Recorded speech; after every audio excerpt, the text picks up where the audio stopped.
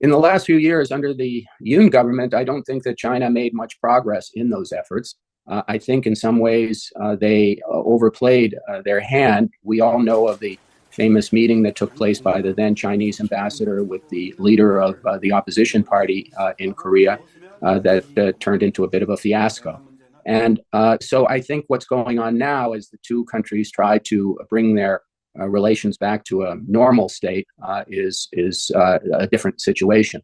But I didn't see a lot taking place in Korea as happened in other countries. So that was, and I give credit to the South Korean government for withstanding some of the pressure that was put on it by China.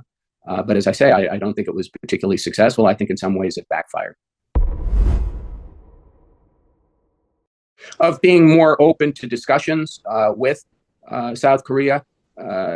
President Yoon met with Xi Jinping in Peru. I saw that the Speaker Wu of the National Assembly, was just in China and had a meeting with Xi Jinping. He said publicly that he is expecting or is looking favorably at traveling to South Korea for the APEC summit.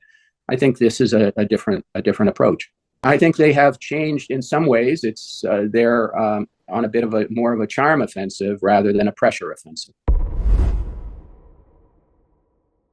There are some constraints at the moment on the ROK's government. It's a transitional government, an acting president.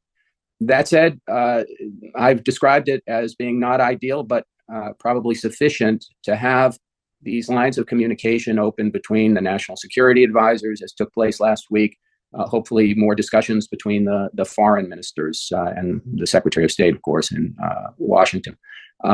Those will keep lines of communication open. But I don't know that it will be fully resolved until the political situation in South Korea is in a different, has resolved. So, but there may be contact between the acting president and President Trump. I can't say whether that will happen. It may very well. And that would be a good and natural development, I think, to discuss some of the important issues that you've mentioned.